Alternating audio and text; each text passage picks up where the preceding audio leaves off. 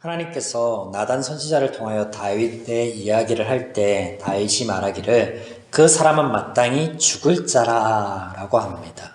다윗이 그 사람으로 말미암아 노하여 나단에게 이르되 여호와의 살아계심을 두고 맹세하노니 이 일을 행한 그 사람은 마땅히 죽을 자라. 다윗이 이렇게 말하는 이유가 무엇입니까? 나단 선지자의 이야기 속에 등장하는 인물이 자신이 아니다 라고 여기기 때문에 그렇습니다. 자신의 이야기로 듣지 않고 타인의 이야기로 듣기 때문입니다. 또한 죄인이 늘 그러하듯 죄인은 자신에게는 관대하되 타인에게는 아주 엄격한 잣대를 가져댑니다. 그래서 자신에게는 쉬이 용서하면서도 타인에게는 쉽게 용서하지 못합니다. 그래서 예수님께서 비유의 말씀을 하실 때 많은 빚을 탕감받은 이가 그 친구에게 가서 적은 빚은 탕감해주지 못한다 라는 말씀을 하셨죠. 또 죄에 있어서 하나님께서는 보시기에는 죄가 같다, 경중이 있는 게 아니다, 죽을 만한 죄가 있고 조금 훈육하면 될 만한 죄가 따로 있다, 그런 말씀 하신 적이 없는데 죄인의 잣대에서는 죽을 만한 죄가 있고 이는 그냥 손해배상만 하면 되는 죄가 따로 있다라고 여깁니다. 하나님은 그런 경중을 둔 적이 없죠. 죄인은 그렇습니다. 죄인의 기준, 죄인의 잣대, 죄에 대한 인식. 다윗이 또한 자신의 죄가 무엇인지 잘 모르고 있어요. 달리 말씀드리면 죄에 대해서 이 죄가 정확히 무엇인지 모르기 때문에 발생하는 일이다 라고 말씀드릴 수 있겠습니다. 이때 하나님의 목적하심은 죄에 대한 정죄나 심판이 아닙니다. 이 모르는 것에 대한 것을 알게 하시는 거고, 또한 아울러 죄로 인하여 얼룩지고 상처난 부분들을 싸매주는 게 하나님의 목적이신데, 그게 오늘 함께 나눌 본문의 내용이며 또 우리가 확인해 볼 수 있겠습니다. 당신이 그 사람이라! 네. 이런 지적과 함께 다윗의 죄상을 하나님께서 알리시죠. 이에 다윗이 어떻게 합니까? 자백을 합니다. 내가 여호와께 죄를 범하였습니다 라고. 아마 다윗의 인식은 지금 내가 하나님께 죄를 범하였습니다 라고 한 이 인식의 범위는 우리아의 아내의 일로 생긴 일 때문입니다. 무슨 말씀이냐면 우리가 살펴본 바 그 이전에도 다윗이 하나님 앞에 잘못한 것, 하나님의 기준과 하나님의 마음과 하나님의 말씀과는 달리 자신의 소견에 옳은 대로 행하였던 수많은 잘못들, 죄들이 있는데 그것들, 그리고 이 죄 자체를 하나님께 뉘우친 게 아니라는 거예요. 우리아의 일, 이걸 얘기하는 건데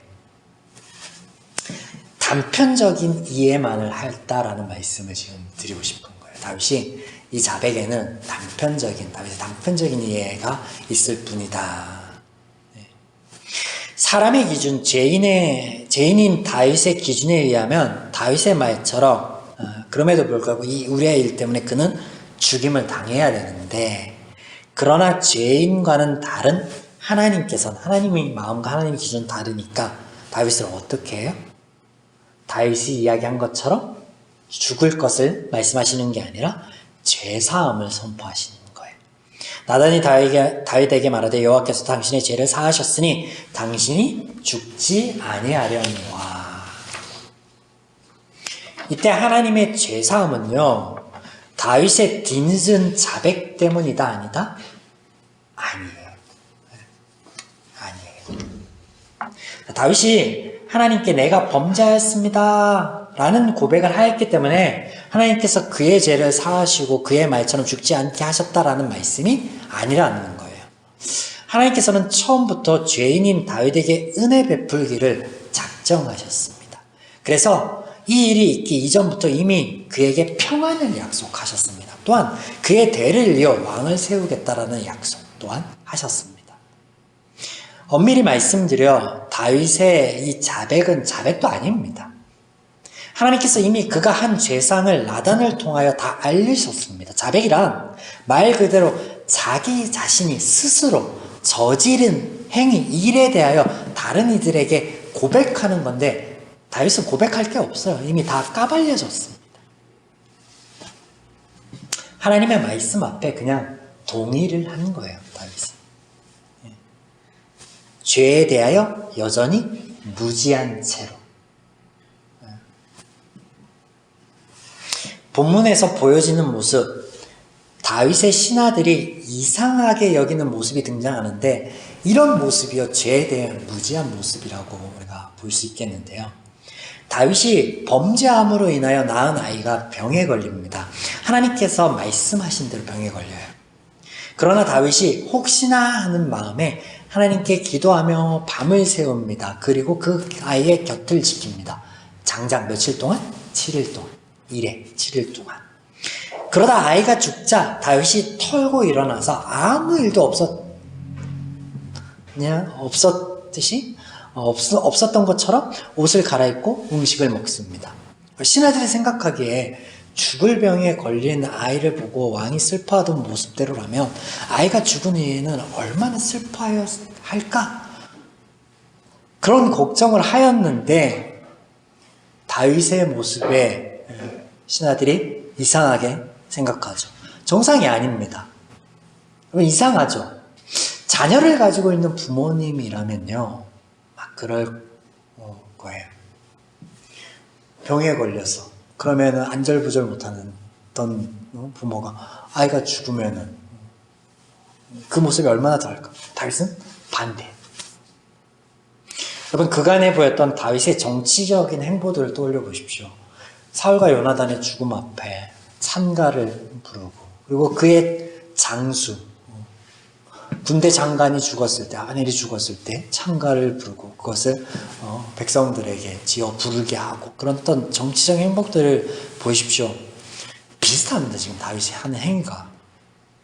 다윗의 이런 행동에는 아이를 위함이 아니라 자기 자신을 위한 마음이 있습니다. 아이를 위하였다라면요, 앞서 말씀드렸듯이 여느 부모처럼 다윗이 우리가 예견할 수 있었던 행동을 했을 거예요. 근데 다윗은 전혀 다른 모습을 보이고 있죠. 플러스 다윗이 이런 행동에는 죄에 대하여 알지 못하기 때문이다. 죄에 대해서. 자, 아이가 살았을 때 내가 금식하고 운 것은 혹시 여호와께서 나를 불쌍히 여기서 아이를 살려주실지 누가 알까 생각함이거니와. 이 말을 보십시오. 하나님이 아이를 살려주신데 그 아이가 불쌍한 게 아니라 나를 불쌍히 여겨서 그 아이를 살려주실까.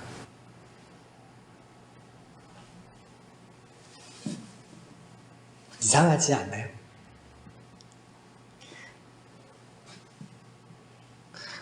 우리가 이런 그 본문의 구절을 보면서 흔히 그런 생각들 할 거예요. 아니, 아이가 무슨 죄가 있어? 아이가 죽어. 다윗도 그런 생각을 했다면 나를 불쌍히 여기서, 아이를 불쌍히 여겨서 하나님, 이 아이가 죽지 않기를 원합니다 라고 하는 것이 정상이지 않을까. 이어지는 말을 보면 지금은 죽었으니 내가 어찌 금식하랴? 내가 다시 돌아오게 할 수 있느냐? 나는 그에게 가려니와 그는 내게 돌아오지 아니하리라. 다윗의 이 말 속에 여러분, 아이를 향한 애틋함이나 사랑이 느껴지십니까? 안 느껴지시죠? 다윗의 그간에 보였던 정치적인 행복, 자기 자신을 위한 행위, 퍼포먼스밖에 우리가 볼 수 없겠습니다. 이후에 아이의 죽음에 대하여 본문의 내용을 정리하다 보면 다윗의 이런 행동이 플러스, 정치적 행동 플러스 죄에 대한 무지함이다 라는 제가 드렸던 이 말이 자연스럽게 설명이 되고 이해가 되실 겁니다. 자, 하나님께서 죄인이 죄를 짓는 이유와 죄에 대하여 무지한 그들을 아십니다.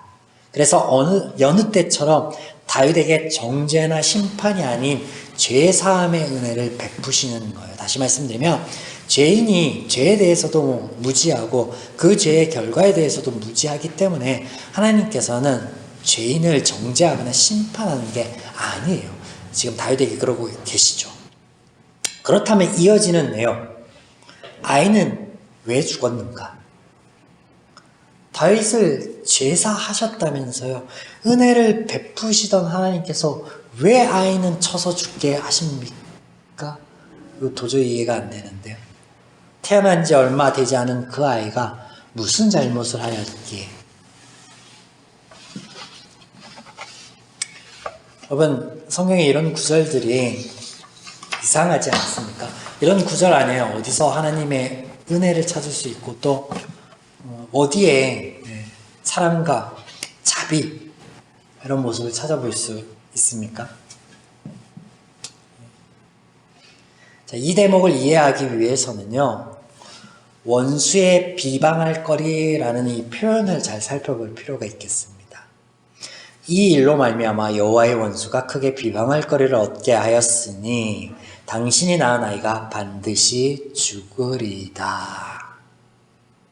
자, 여호와의 원수는 우리가 사단으로 알고 있습니다. 이렇게 알고 있어요. 본문에서는 사단 말고 죄, 이것 자체로 이해하면 좋겠습니다. 죄. 비방할 거리를 얻게 하다라는 동사는요, 다윗이 하나님의 말씀을 무시하였다, 멸시하였다라는 말과 동일한 말로 경멸하다, 멸시하다, 모독하다라는 의미의 동사인데, 문법상, 문법을 다 히브리어를 풀어드리지 않더라도 문법상 이 멸시하다, 경멸하다, 모독하다라는 이 동사에 플러스 뭐뭐 하도록 이끌어 가다라는 의미를 내포합니다. 사역의 의미를 내포하는 거예요. 그래서 이를 여호와의 원수라는 말과 함께 문맥의 의미를 살려서 다시 한번 번역해 보면 이렇게 됩니다. 죄가 경멸, 멸시, 모독하도록 이끌어 가게 하였다. 이렇게 됩니다. 제가 이 부분을 약간의 의역을 더하여서 이 구절을 제 나름대로 한번 풀어서 여러분께 들려드리겠습니다. 자, 보세요. 14절. 이 일은 죄가 죄인인 다윗 왕을 하나님을 경멸, 멸시, 모독하도록 이끌어가게 한 결과로 그 죄의 결과가 아이를 반드시 죽게 만들 것입니다. 이해되시죠? 네. 죄가 죄인을 죄 짓도록 이끌어 간다. 지난주에 말씀의 핵심이 이거였죠. 죄 지을 만한 환경이나 사람이나 여건이나 이런 것들 따로 있는 게 아니라 죄가 죄를 짓게 만드는 거예요. 죄의 결과가 딸려오는데 그 결과 자체가 아픔이라는 거예요. 아픔. 그게 어떤 고난이나 어떤 역경이나 심판이나 하나님의 단죄나 그런 의미가 아니에요. 죄의 결과요, 아픔이라는 거예요. 죄가 죄를 짓게 만든다. 그래서 죄인이 죄를 짓는데 그 죄를 죄인에게는 이길 힘도 끊을 힘도 없습니다. 또한 해결할 능력도 죄인에게는 없습니다. 전무합니다. 죄인이 죄를 짓는데 이걸 이길 힘도 끊을 힘도 피할 힘도 해결할 능력도 그 결과를 해결할 능력도 죄인에게는 없어요. 전무해요. 그러니까 하나님께서 이 모든 것들을 해결해 주시는 거예요. 죄 문제도 해결하실 뿐만 아니라 죄의 결과로 오는 그 아픔들도 어떻게 싸매시고 감싸시고 회복해 하시는 거예요. 그래서 십자가를 지시고 그래서 죽으시고 그래서 부활하십니다. 자, 창세기 4장에 보시면 가인과 아벨의 이야기가 등장하는데 시기와 질투로 동생을 해할 마음을 품은 그에게 하나님께서 찾아와서 죄가 너를 원하나 너는 죄를 다스려라 라고 말씀하세요. 이 앞서 말씀드린 것처럼 죄가 죄를 짓게 하는데 그런데 너는 그 죄를 다스려라 해결해라 하는데 죄인에게 죄를 다스릴 힘이 있다 없다? 없죠. 가인은 죄를 짓습니다. 동생을 죽입니다.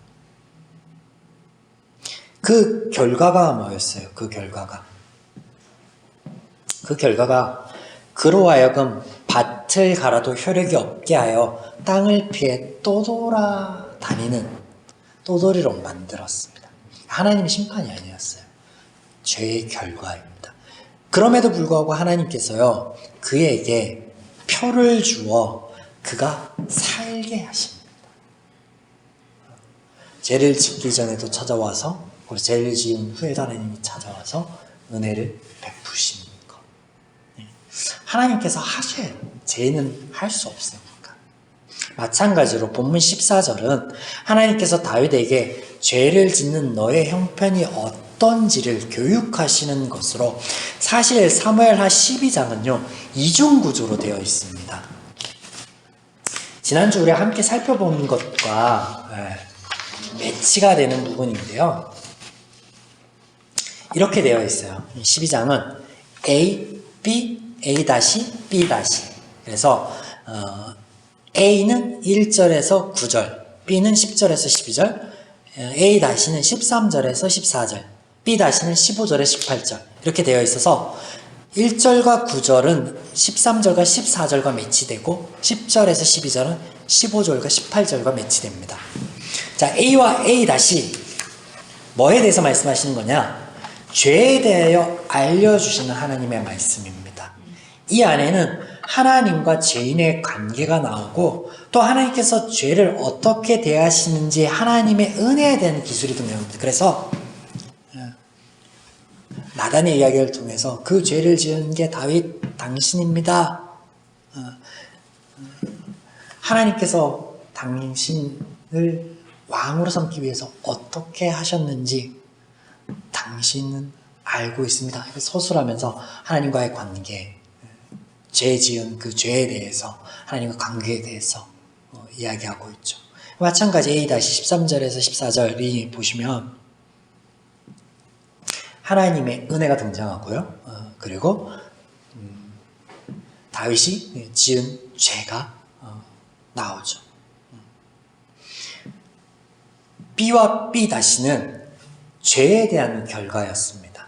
그래서 10절에서 12절에 네가 다른 사람의 아내를 빼앗듯이 너의 아내가 빼앗기게 될 것이고, 너가 은밀하게 행하였지만 그 일이 벌건 대낮에 벌어질 것이다. 그런 결과를 말씀해 주시죠. 15절에서 18절에 이 아이의 죽음이 그 결과입니다. 결과. 죄에 대한 결과. 다윗이 죄를 지어 그의 삶에 나게 될 현실, 참혹한 죄의 결과를 하나님께서 알려주시는 대목이라는 거예요. 아담과 하와 때부터 앞서 말씀드린 가인의 때도 마찬가지인데, 하나님께서는 죄의 결과를요 거두시지 않습니다. 연기하시지 않아요. 이유는 죄의 결과를 삶 가운데 맞이하여야 죄인이 죄에 대해서 배웁니다. 죄의 결과의 참혹함에 대해서도 배웁니다. 반대로 이것을 통해, 이런 경험을 통해서 하나님의 마음과 하나님의 기준이 옳다, 사람들이 이를 따라야 행복한 삶을 살아갈 수 있구나, 영에 나아갈 수 있구나 라는 것을 배웁니다. 하나님께서 하나님의 형상으로 우리를 만들어 놓되 우리를 하나님의 피조물처럼 대하지 않고 인격체로 대한다 라고 하신 그 하나님의 주관, 우리를 바라보시고 우리를 세워가시는 뚜렷한 하나님의 주관, 여기에도 반영되고 있는 거예요. 때문에 하나님께서 죄의 결과를 알려주십니다. 그대로 맞이하게 하시는 것은 하나님이 오히려 죄인을 배려하고 있다. 또한 이것 또한 하나님의 은혜다라고 말씀할 수 있겠습니다. 그런데 죄에 대하여, 죄의 결과에 대하여도 무지한 죄인이었던 다윗은 어떻게 해요? 하나님께서 자신을 사랑하신다라는 이 사실에 기대어 이 죄의 결과를 바꿔보려고 합니다. 아이가 죽지 않게 하려고 퍼포먼스를 해. 모르니까, 죄에 대해서도 모르고 모르고 운전하지 않고 죄의 결과에 대해서도 알지 못하니까 이런 일이 발생하는 거예요. 혹시라도 아이가 살 수 있지 않을까? 라는 허황된 희망을 품습니다. 그러나 언제나처럼 말씀드렸듯이 죄의 결과는 바뀌지 않아요. 하나님께서 그대로 죄인들에게 맞이하게 하십니다. 그래서 하나님께서 아이를 죽이신 것이 아니라 다윗의 죄의 결과로 아이가 죽은 거예요.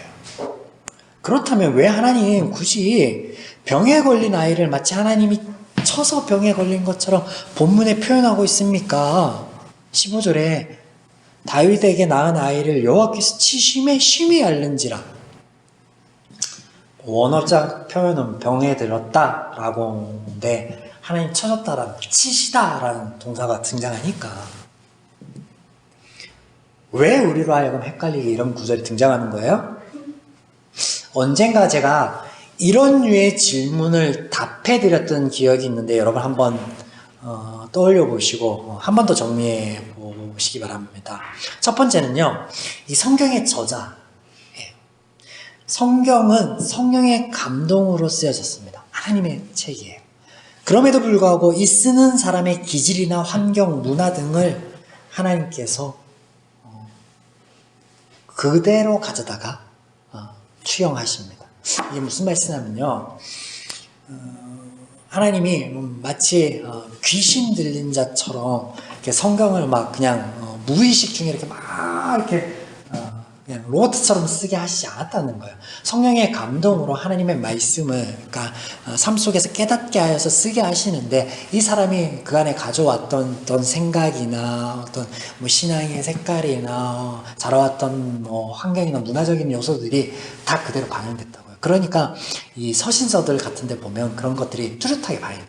그래서 바울의 서신이나 뭐 베드로나 그때 다른 사람들의 어떤 썼던 뭐 누가가 썼던 이런 책이나 서신 보면 그런 기질들이 그 글 안에 배어서 나오는 걸 우리가 볼 수 있죠. 네, 지금 우리가 읽고 있는 게 구약성경이에요. 앞서 말씀드렸듯이 다윗의 이야기처럼 죄에 대해서도 죄의 결과에 대해서도 온전한 지식을 갖고 있지 못한 그들의 성경을 써왔다는 말이에요.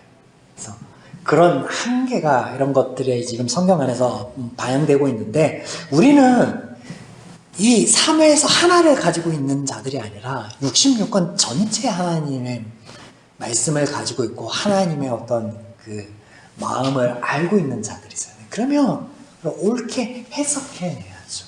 그래서 제가 항상 말씀드립니다. 성경을 해석할 때 정확한 하나님에 의한 기준을 세웠다면 그 기준에서 달리 보이는 부분들을 해석할 필요가 있지 그것을 받아들여 의아해할 필요가 없다. 지금 이런 부분이에요. 두 번째는 하나님의 마음이라 할 수 있겠습니다. 그 엇나가는 자녀들을 향해서 부모가 뭐라고 해요? 제가 저러는 게 다 제 탓입니다. 제 부덕의 소치입니다. 라고 얘기를 합니다.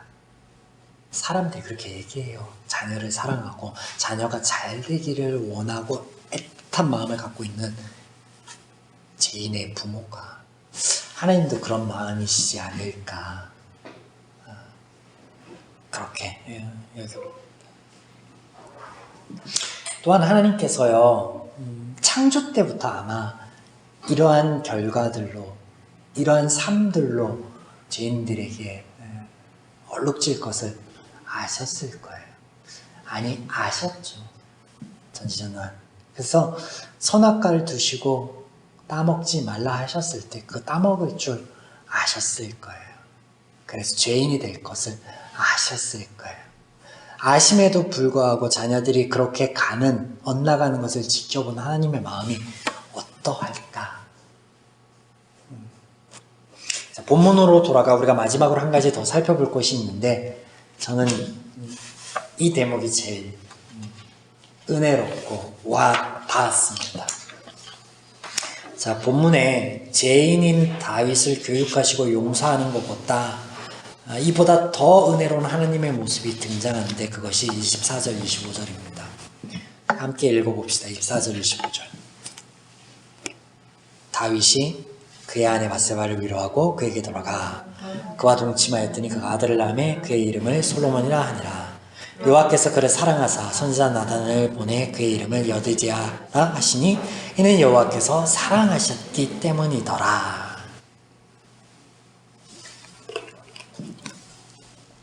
여러분, 상처난 자리, 아픈 자리에 새싹이 생명이 움트고 하나님께서 이를 사랑하십니다. 본문에 이 이야기의 흐름은요, 병 주고 약 준다라는 우리말 속담으로 볼 게 아니에요. 혹은 하나님이 왜 뜬금없이 솔로몬을 사랑해? 하나님도 편애하시는가? 그렇게 단순하게 볼 구절이 아니에요. 죄에 대하여, 죄의 결과에 대하여 알려주시는 하나님, 죄인을 정죄하거나 심판하지 않으시는 은혜의 하나님께서 죄인의 죄의 결과 찾아온 아픈 자리, 상처난 부위에 은혜를 더하사 회복하게 하십니다.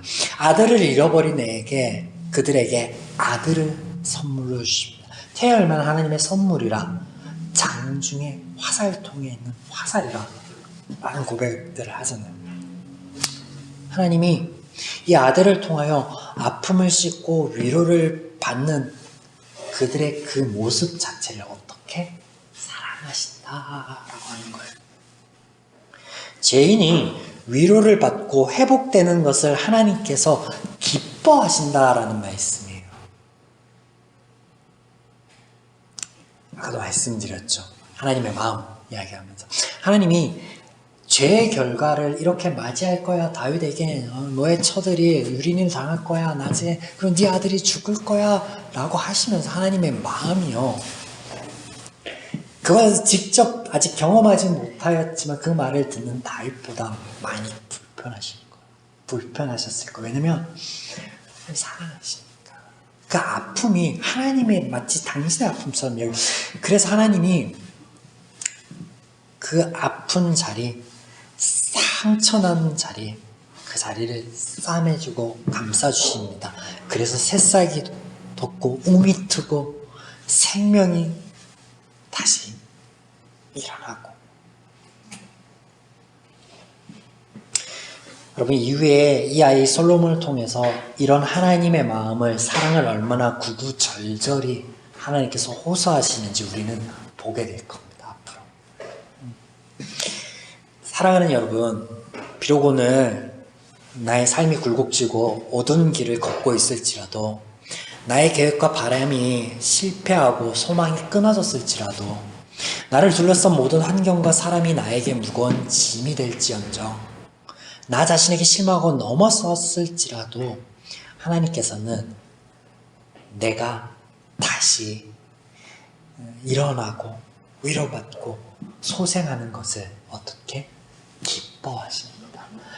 그런 모습을 너무나 사랑하세요.